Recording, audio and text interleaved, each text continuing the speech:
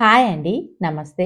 Welcome to Suhasini's kitchen. నేను మీ సుహాసిని రెడ్డి. ఈరోజు మన కిచెన్‌లో ఇక చలికాలం స్టార్ట్ అయింది కదా! వేడి వేడిగా సాయంకాలంలో స్పైసీగా ఏదైనా తినాలనిపిస్తే ఈ 4 రెసిపీలని ఒక్కసారి ట్రై చేయండి. చాలా చాలా టేస్టీగా ఉంటాయి. ఆయిల్ తక్కువ పీల్చుకొని రుచిగా ఉండే ఈ 4 రెసిపీలను మీరు ఒక్కసారి ట్రై చేయండి. ఇందుకోసం ముందుగా ఒక ప్రెషర్ కుక్కర్ తీసుకొని, అందులోకి ఒక కప్పు పచ్చి బఠానీని తీసుకొని, అందులోకి ఒక గ్లాస్ నీళ్ళను, అలాగే చిటికెడు ఉప్పును లేదా ఒక పావు టీ స్పూన్ ఉప్పును వేసేసుకొని, మూత పెట్టి 4 లేదా 5 విజిల్స్ వచ్చేదాకా ఉడికించుకోవాలి. మనకి బఠానీలు బాగా సాఫ్ట్‌గా అయిపోవాలి. ఇవి ఉడికేలోపు ఒక మిక్సీ గిన్నె తీసుకొని, అందులోకి 3 పచ్చిమిర్చిని, ఒక స్పూన్ జీలకర్రని, ఒక ఇంచు అల్లంని, కొద్దిగా కరివేపాకును వేసేసి మెత్తగా గ్రైండ్ చేసి పక్కన పెట్టుకోవాలి. ఈలోపు చూడండి 5 విజిల్స్ వచ్చాక మీకు చూపిస్తున్నాను. బాగా మెత్తగా ఉడికిపోయాయి కదా! ఇప్పుడు నీళ్లు లేకోకుండా వంపేసేసుకొని పక్కన పెట్టుకోవాలి. ఇప్పుడు స్టవ్ మీద ఒక చిన్న పెనం పెట్టుకొని కొద్దిగా ఆయిల్ వేసేసుకొని, ఆయిల్ వేడెక్కిన తర్వాత మనం గ్రైండ్ చేసి పెట్టుకున్న ఈ పచ్చి కారంని వేసేసుకొని, పచ్చి వాసన పోయేంత వరకు వేయించుకోవాలి. మంటను లో ఫ్లేమ్‌లో పెట్టుకోవాలి. లేదంటే ఇల్లంతా ఘాటొచ్చేస్తుంది. ఇలా పచ్చికారం బాగా వేగిపోయిన తర్వాత ఇందులోకి మనం ఉడికించి పెట్టుకున్న ఈ బఠానీలని నీళ్లు లేకోకుండా వేసేసుకొని ఇదంతా బాగా కలుపుతూ 2 నిమిషాలు వేయించుకోవాలి. మనకి ఈ బఠానీలకి ఈ మసాలా అంతా అంటేటట్టుగా 2 నిమిషాలు వేయించుకొని, తర్వాత లో ఫ్లేమ్‌లోకి టర్న్ చేసేసుకొని, పప్పు గిద్దితో కానీ లేదా స్మాషర్‌తో కానీ ఈ విధంగా మెత్తగా మెదుపుకోవాలి. మనకి ఏ మాత్రం కూడా బఠానీలు ఎక్కడ కనిపించుకోకుండా అంతా మెత్తగా మెదిగిపోవాలి. చూడండి వీడియోలో చూపించిన విధంగా ఇలా మెత్తగా మెదిగిపోవాలి. ఇలా మెత్తగా మెదుపుకుంటూ ఫ్రై చేసుకోవాలి. మనం ఇక్కడ లో ఫ్లేమ్‌లో పెట్టుకున్నాం కదా! అడుగంటకోకుండా ఇదంతా మెత్తగా చేసుకుంటూ ఇదంతా కూడా బాగా ఫ్రై అవ్వనివ్వాలి. ఈ విధంగా బాగా మెత్తగా మెదిగిపోయిన తర్వాత ఇందులోకి మరికొద్దిగా స్పైసెస్‌ని యాడ్ చేసుకోవాలి. ఆల్రెడీ మనం పచ్చిమిర్చి కారాన్ని వేసుకున్నాం కాబట్టి మీరు తినగలిగే కారాన్ని బట్టి స్పైసెస్‌ని యాడ్ చేసుకోండి. ఇక్కడ నేనైతే ఒక పావు టీ స్పూన్ గరం మసాలాని, పావు టీ స్పూన్ చాట్ మసాలాని, పావు టీ స్పూన్ జీలకర్ర పొడిని, అలాగే పావు టీ స్పూన్ చిల్లీ పౌడర్‌ని, మరి కొద్దిగా ఉప్పును మనం ఆల్రెడీ బఠానీలు ఉడికించుకునేటప్పుడు వేసుకున్నాం కదా! ఇప్పుడు మరి కొద్దిగా వేసేసుకోవాలి. అలాగే కొద్దిగా కొత్తిమీర తరుగును కూడా వేసేసుకొని ఇదంతా బాగా కలిసేలాగా కలుపుకుంటూ మరొక 5 నిమిషాల పాటు ఫ్రై చేసుకోవాలి. చూడండి ఈ విధంగా ఫ్రై చేసేసుకొని ఇప్పుడు స్టవ్ మీద నుంచి దించి పక్కన పెట్టుకోవాలి. ఇప్పుడు మరొక బౌల్ తీసుకొని అందులోకి ఒక కప్పు శనగపిండిని తీసుకోవాలి. ఒక స్పూన్ దాకా బొంబాయి రవ్వని అదేనండి నైస్ రవ్వను వేసుకోవాలి. అలాగే ఒక పావు టీ స్పూన్ పసుపు, ఒక స్పూన్ వామును, రుచికి సరిపడ ఉప్పును, ఒక చిటికెడు వంట సోడాని వేసుకోవాలి. ఇదంతా కూడా పిండిలోకి బాగా కలిసేలాగా కలుపుకోవాలి. ఈ విధంగా చేత్తో కానీ లేదా విస్కర్‌తో కానీ అంతా బాగా కలిసేలా కలుపుకొని, ఇప్పుడు ఇందులోకి ఒక స్పూన్ వేడి నూనెను వేసుకోవాలి. ఈ నూనె కూడా పిండిలో బాగా కలిసిపోయేలాగా కలుపుకోవాలి. ఇలా కలిసిన తరువాత ఇందులోకి కొద్ది కొద్దిగా నీళ్ళని వేసుకుంటూ పిండిని జారుగా కలుపుకోవాలి. మనం మిరపకాయ బజ్జీకి పిండిని ఏ విధంగా అయితే జారుగా కలుపుకుంటామో ఆ విధంగా కలుపుకోవాలి. ఎక్కువ వాటర్ వేయకోకుండా కొద్ది కొద్దిగా చూసుకుంటూ అడ్జస్ట్ చేసుకుంటూ బాగా కలుపుకోవాలి. ఈ విధంగా నిదానంగా కలపడం వల్ల పిండి అనేది మనకి బాగా నానిపోతుంది. అదే విధంగా మనకి బజ్జీలు కూడా బాగా పొంగుతూ వస్తాయి. చూస్తున్నారుగా ఇలా. ఇదంతా కలపడానికి మనకి దాదాపు 10 నిమిషాలు టైం పడతది. అలా కలపడం వల్లే పిండి అనేది బాగా నీళ్ళని అబ్జర్వ్ చేసుకొని పిండి మనకి సాఫ్ట్‌గా వచ్చేస్తుంది. ఈ విధంగా కలిపిన పిండిని ఒక పొడవాటి గ్లాసులోకి పోసేసుకొని పక్కన పెట్టుకోవాలి. ఇప్పుడు ఇక్కడ నేను ముందుగానే మిరపకాయలకి ఘాటు పెట్టి పెట్టాను. ఇవి బజ్జీ మిరపకాయలు. మనం బజ్జీలు వేసుకోవడానికి సెపరేట్‌గా ఇలాంటి మిరపకాయలు దొరుకుతాయండి. ఇవి చాలా అంటే చాలా కారం తక్కువగా ఉంటాయి. ఇలాంటి బజ్జీ మిరపకాయలను తీసుకుంటే మీకి టేస్ట్ చాలా బాగుంటాయి. ఈ మిరపకాయలకి ఘాటు పెట్టుకొని అందులోకి మనం స్మాష్ చేసి పెట్టుకున్నాం కదండీ! బఠానీ చాట్ మసాలా అంతా కూడా ఆ మసాలాని ఇందులోకి స్టఫ్ చేసుకోవాలి. ఇక్కడ మిరపకాయలోని విత్తనాలు నేనైతే తీయడం లేదు. మీరు స్పైసీ చాలా తక్కువ తినేవారైతే మాత్రమే తీసేసుకోండి.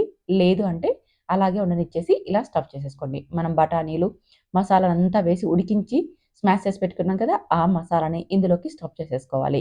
ఇలాగే మిగిలిన మిరపకాయల్లోకంతా కూడా స్టఫ్ చేసేసి పక్కన పెట్టుకోవాలి. ఇప్పుడు స్టవ్ మీద డీప్ ఫ్రైకి సరిపడా ఆయిల్ పెట్టుకొని, ఆయిల్ బాగా వేడెక్కిన తర్వాత మంటను లో ఫ్లేమ్‌లోకి టర్న్ చేసుకోవాలి. ఇప్పుడు మనం ఆల్రెడీ శనగపిండిని కలిపి పెట్టుకున్నాం కదా! ఆ మిశ్రమంలో ఈ మిరపకాయని ముంచి ఆయిల్‌లో వేసేసుకోవాలి. ఇలా అన్నీ కూడా ఆయిల్‌కి సరిపడా వేసేసుకొని, ఇప్పుడు మంటని హై ఫ్లేమ్‌లోకి టర్న్ చేసుకోవాలి.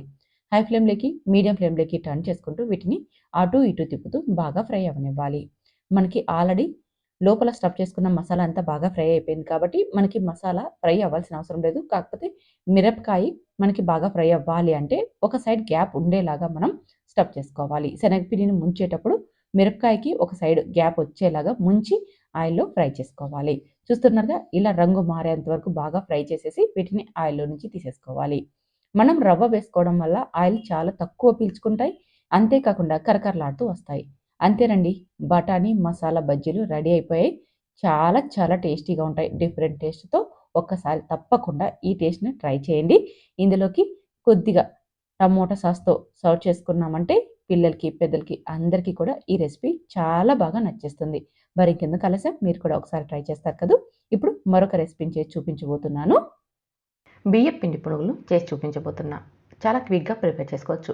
మనం రెగ్యులర్‌గా చేసుకునే బియ్యం పునుగుల్ని బియ్యాన్ని నానబెట్టుకోవాలి. కానీ ఇలా బియ్యపు పిండితో అప్పటికప్పుడు టేస్టీగా చాలా రుచిగా ఉండేలాగా తయారు చేసుకోవచ్చు. ఒకసారి చూసి ట్రై చేయండి. ఇందుకోసం ముందుగా ఒక మిక్సీ గిన్నె తీసుకొని అందులోకి 1 కప్పు బియ్యపు పిండిని తీసుకోవాలి.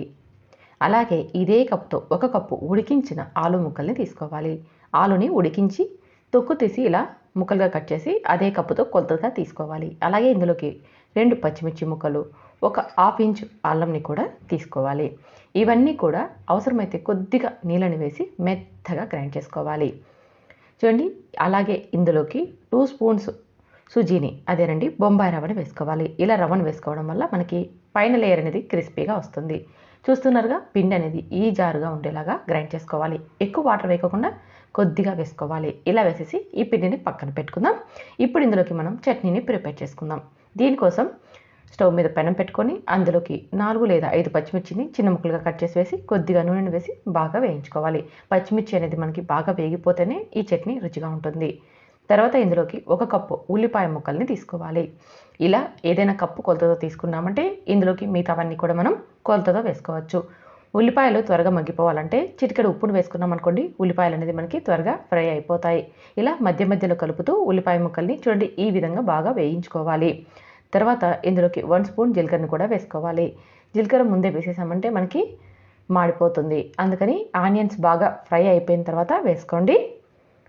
తర్వాత ఇందులోకి ఏ కప్తో అయితే మనం ఉల్లిపాయ ముక్కలు తీసుకున్నామో అదే కప్పుతో బాగా పండిన టమోటాలని కూడా కట్ చేసి అదే కప్తో తీసుకోవాలి. టమోటాలని కూడా ఒకసారి బాగా కలిపి మూత పెట్టి లో ఫ్లేమ్లో 5 నిమిషాల పాటు ఉడికించుకోవాలి. లేదా టమోటాలు సాఫ్ట్గా అయ్యేంత వరకు ఉడికించుకోవాలి. లో ఫ్లేమ్లో ఉడికించుకున్నామంటే మనకి టమోటాలు బాగా మగ్గిపోతాయి. హై ఫ్లేమ్లో పెట్టామనుకోండి త్వరగా మాడిపోతాయి. చూడండి ఇలా వాటర్ వేయకుండా టమోటాలను కూడా బాగా సాఫ్ట్గా ఉడికించుకొని చల్లబడిన తర్వాత ఒక మిక్సీ గిన్నెలోకి ఇవన్నీ కూడా వేసుకోవాలి. అలాగే ఇందులోకి కొద్దిగా కొత్తిమీరను, రుచికి సరిపడా ఉప్పును వేసుకొని మెత్తగా గ్రైండ్ చేసుకోవాలి. ఈ చట్నీ రైస్లో కూడా చాలా బాగుంటుంది. రైస్లోకి చేసుకుంటున్నట్టయితే కచ్చాపచ్చగా గ్రైండ్ చేసుకోవాలి. అదే టిఫిన్స్లోకి అయితే మెత్తగా గ్రైండ్ చేసుకోవాలి. అన్ని రకాల టిఫిన్స్లోకి చాలా బాగుంటుంది. తప్పకుండా ట్రై చేయండి. ఈలోపు మనకి పిండి అనేది కాస్త సెట్ అయిపోయి ఉంటుందండి. ఇప్పుడు ఇందులోకి రుచికి సరిపడా ఉప్పును, అలాగే కొద్దిగా వంట సోడాని, అలాగే కట్ చేసుకున్న ఒక ఆనియన్ని, కొద్దిగా కొత్తిమీర తరుగుని, అలాగే 1 స్పూన్ జీలకర్రని కూడా వేసుకోవాలి. ఇదంతా కూడా బాగా కలిసేలాగా కలుపుకోవాలి. చూడండి ఇలా బీట్ చేస్తూ అంత బాగా కలిసేలాగా కలుపుకున్నామంటే మనకి బాగా పొంగుతూ వస్తాయి పునుగులు అనేది. చూస్తున్నారుగా ఈ విధంగా అంత బాగా కలిపి పక్కన పెట్టుకోవాలి.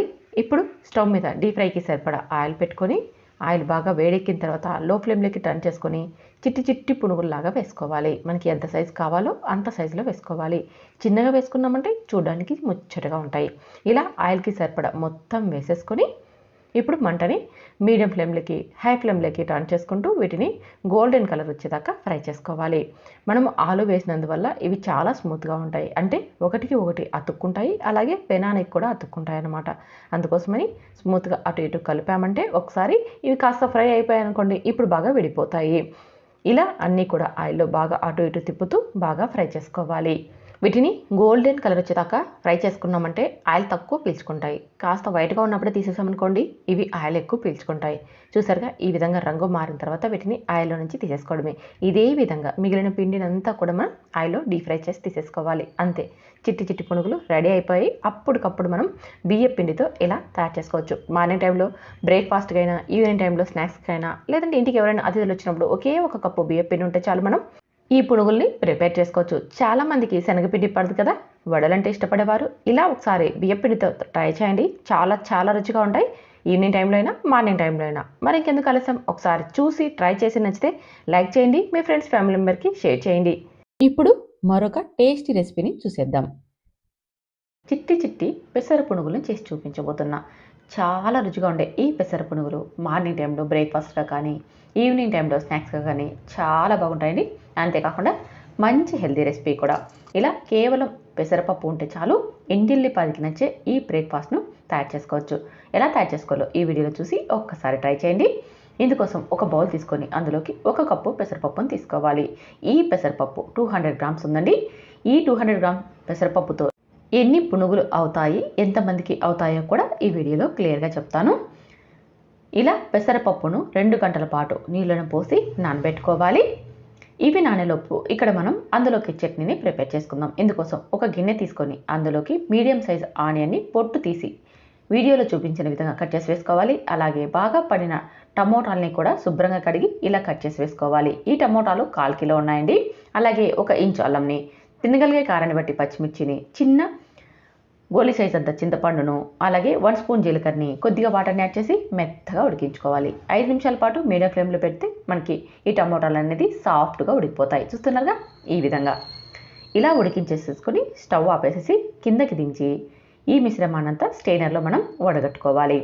ఇలా స్టెయినర్ సహాయంతో వడగట్టుకున్నాం అనుకోండి, వాటర్ సపరేట్ అవ్వడం వల్ల త్వరగా మనకి ఇవి చల్లబడతాయి. అంతేకాకుండా మిక్సీలో వేసుకునేవడానికి కూడా ఈజీ అవుతుందన్నమాట. చూడండి, ఈ విధంగా చల్లారిన తర్వాత ఒక మిక్సీ గిన్నె తీసుకొని అందులోకి ఈ చల్లారిన టమోటాలు, పచ్చిమిర్చి మొత్తాన్ని కూడా అందులోకి వేసేసుకోవాలి. అలాగే ఇందులోకి 5-6 వెల్లుల్లి రెబ్బల్ని, రుచికి సరిపడా ఉప్పును వేసి మెత్తగా గ్రైండ్ చేసుకోవాలి.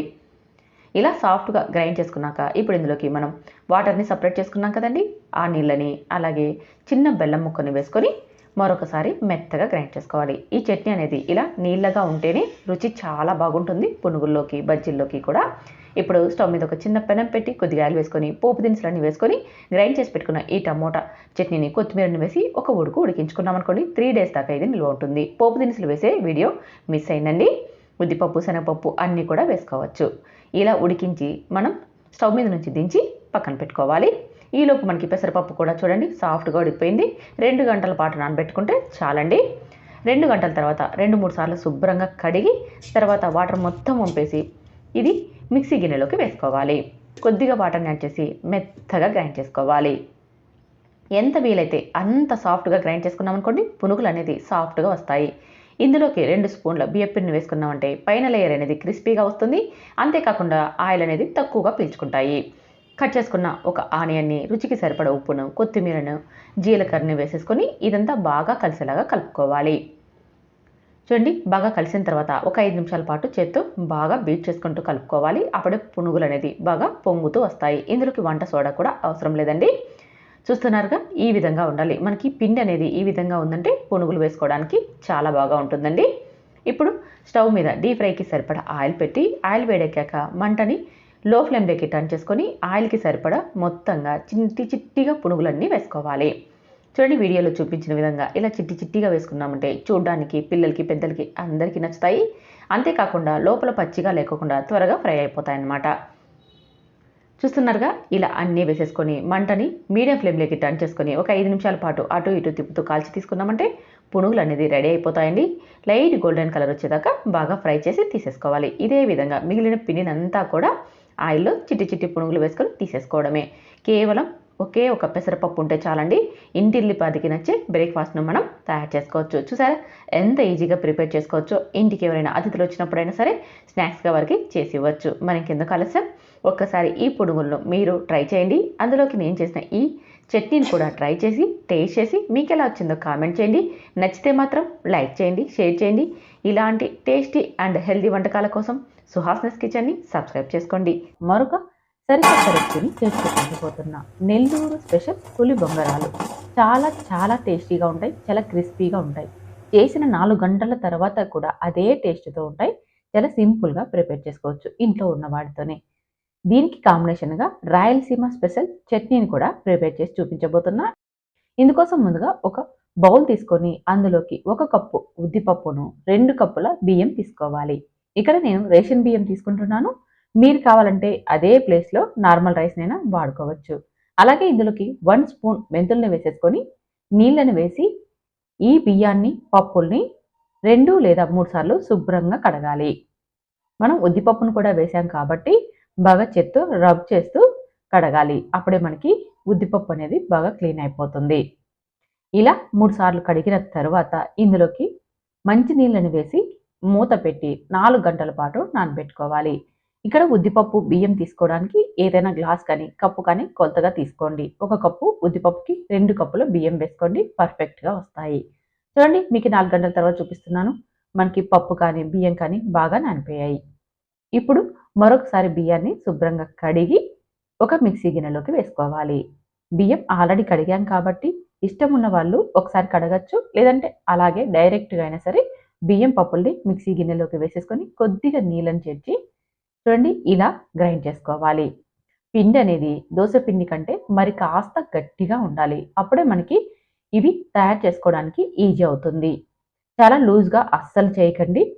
గట్టిగా ఉండేలాగా గ్రైండ్ చేసుకోండి. చూడండి మనకి పిండి అనేది రిబ్బన్ జారుగా రావాలి. వీడియోలో చూపించిన విధంగా. ఈ విధంగా ఉండేలాగా గ్రైండ్ చేసుకోండి.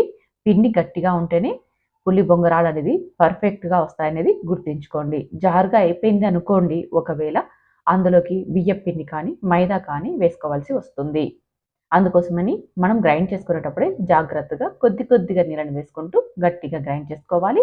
గ్రైండ్ చేసిన పిండిని ఒకసారి బాగా కలిపి మూత పెట్టి రాత్రి మొత్తం ఈ పిండిని పులయబెట్టుకోవాలి. నెక్స్ట్ డే మార్నింగ్ మీకు ముందుగా చట్నీని చేసి చూపించబోతున్నానండి. ఇందుకోసం స్టవ్ మీద పెనం పెట్టుకొని అందులోకి 1 కప్పు వేరుశనగ విత్తనాలను వేసుకొని లో ఫ్లేమ్‌లో బాగా గోల్డెన్ కలర్ వచ్చేదాకా వేయించి వీటిని ఒక ప్లేట్‌లోకి తీసుకోవాలి. ఇప్పుడు అదే పెనంలోకి తినగలిగే కారాన్ని బట్టి ఎండుమిర్చిని వేసుకొని కొద్దిగా ఆయిల్‌ని వేసి బాగా వేయించుకోవాలి.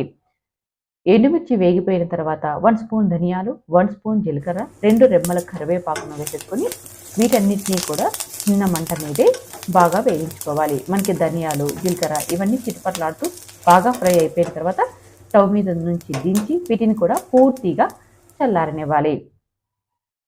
చల్లారిన వీటన్నిటిని కూడా మిక్సీ గిన్నెలోకి వేసేసుకోవాలి.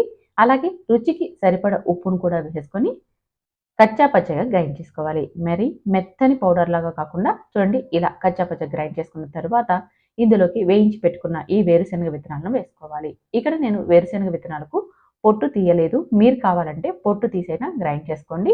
అలాగే చిన్న గోలీ సైజ్ అంత చింతపండును కొద్దిగా నీళ్ళని వేసి మెత్తగా గ్రైండ్ చేసుకోవాలి. మనం బ్రేక్‌ఫాస్ట్‌లోకి గ్రైండ్ చేసుకుంటున్నాం కాబట్టి చట్నీ అనేది చాలా సాఫ్ట్‌గా ఉండాలి. రైస్‌లోకి అయితే కాస్త కచ్చా పచ్చగా గ్రైండ్ చేసుకోవాలి. చూడండి ఈ విధంగా గ్రైండ్ చేసేసుకొని పైన కాస్త కొత్తిమీర తరును, పచ్చి ఉల్లిపాయ ముక్కలను వేసేసుకొని కలిపి సర్వ్ చేసుకోవడమే. చాలా చాలా టేస్టీగా ఉంటుంది. అన్ని రకాల టిఫిన్స్‌లోకి, రైస్‌లోకి. ఒక్కసారి తప్పకుండా ట్రై చేయండి. చూడండి నెక్స్ట్ డే మార్నింగ్ మీకు దోస పిండిని చూపిస్తున్నాను. ఎంత బాగా పొంగుతూ వచ్చిందో కదా! పిండి అనేది మనకి ఇలా పొంగుతూ వచ్చిందంటే ఈ పులి బొంగరాలు అనేది టేస్టీగా, క్రిస్పీగా ఉంటాయి. ఇప్పుడు పిండిని ఒకసారి అంతా బాగా కలిసేలాగా కలిపి మనకి పిండి ఎంత కావాలో అంత మరొక బౌల్‌లోకి తీసుకోవాలి. మిగిలిన పిండితో మనం దోసల్ని వేసుకోవచ్చు. ఇడ్లీలు కూడా తయారు చేసుకోవచ్చు. ఇలా తీసుకున్న పిండిలోకి శనగపప్పును వేసుకోవాలి. శనగపప్పు ఖచ్చితంగా ఉండాలి. అప్పుడే ఈ పులి బొంగరాలు టేస్ట్ చాలా బాగుంటుంది. ఇందులోకి 1 స్పూన్ జీలకర్రని, అలాగే చిన్న ముక్కలుగా కట్ చేసుకున్న పచ్చిమిర్చిని, కొద్దిగా కొత్తిమీర తరుగు, కొద్దిగా కరివేపాకు తరుగు, అలాగే పెద్ద సైజు ఉల్లిపాయని ఒకటి చిన్నగా కట్ చేసి వేసుకోవాలి. అలాగే రుచికి సరిపడా ఉప్పును వేసేసుకొని ఇదంతా బాగా కలిసేలాగా కలుపుకోవాలి. శనగపప్పును గంట ముందుగా నానబెట్టుకోవాలి. టైం లేదంటే వేడి నీళ్ళని వేసేసి నానబెట్టుకున్నామంటే మనకి 10, 15 నిమిషాల్లో ఈ శనగపప్పు నానిపోతుంది. ఇలా అంతా కూడా బాగా కలిసేలాగా కలుపుకోవాలి.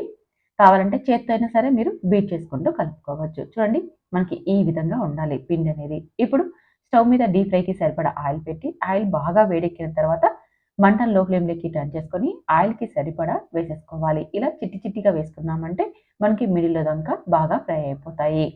ఇలా ఆయిల్‌కి సరిపడా వేసేసుకొని ఇప్పుడు మంటని హై ఫ్లేమ్‌లోకి టర్న్ చేసుకోవాలి. తర్వాత వీటన్నిటిని కూడా మరో సైడ్‌కి టర్న్ చేసుకోవాలి. మంటని హై ఫ్లేమ్‌లోకి, మీడియం ఫ్లేమ్‌లోకి టర్న్ చేసుకుంటూ వీటిని అటు ఇటు తిప్పుతూ గోల్డెన్ కలర్ వచ్చేదాకా బాగా ఫ్రై చేసుకోవాలి. ఈ పులి బొంగరాలనేది పైన లేయర్ అనేది మనకి చాలా చాలా క్రిస్పీగా ఉంటుంది. లోపల మాత్రం చాలా సాఫ్ట్‌గా ఉంటుంది. ఆయిల్ చాలా తక్కువ పీల్చుకొని చాలా అంటే చాలా రుచిగా ఉంటాయి. మీరు ఒక్కసారి ట్రై చేశారంటే ఎప్పుడు కూడా ఇదే బ్రేక్‌ఫాస్ట్‌ను ట్రై చేస్తారు. మీరు ఇదే పులి బొంగరాలను దోస పిండితో అయినా వేసుకోవచ్చు. కాకపోతే మనకి దోస పిండి అనేది కాస్త జారుగా గ్రైండ్ చేసుకొని ఉంటాం కాబట్టి అందులోకి కంపల్సరిగా బియ్య పిండిని కానీ మైదా పిండిని వేసుకొని కలిపి సర్వ్ చేసుకోవచ్చు. అలా మీరు తయారు చేసుకునేటప్పుడు ఖచ్చితంగా వంట సోడాని మాత్రం వేసుకొని ట్రై చేయండి. చాలా టేస్టీగా కూడా వచ్చేస్తాయి. ఇదే విధంగా మిగిలిన పిండినంతా కూడా ఆయిల్‌లో డీప్ ఫ్రై చేసి తీసేసుకోవడమే. చాలా చాలా రుచిగా ఉండే పులి బొంగరాలు రెడీ అయిపోయాయండి. వేడి వేడిగా తిన్నా లేదా చల్లారిన తర్వాత తిన్నా అదే టేస్ట్‌తో అదే క్రిస్పీగా చాలా బాగుంటాయి. తప్పకుండా ఒకసారి ట్రై చేయడం అస్సలు మర్చిపోకండి. వీటిలోకి నేను చేసిన ఈ రాయలసీమ స్పెషల్ వేరుశనగ విత్తనాల చట్నీ మంచి కాంబినేషన్. ఒకసారి ఈ 2 రెసిపీలని మీరు కూడా ట్రై చేస్తారు కదూ! ట్రై చేసిన తర్వాత మీకెలా వచ్చాయో కామెంట్ చేయడం అస్సలు మర్చిపోకండి. అలాగే నచ్చితే మాత్రం మీ ఫ్రెండ్స్, ఫ్యామిలీ మెంబర్‌కి షేర్ చేసి మా ఛానెల్‌ని సబ్స్క్రైబ్ చేసుకొని ఫాలో అవ్వండి. Thank you for watching.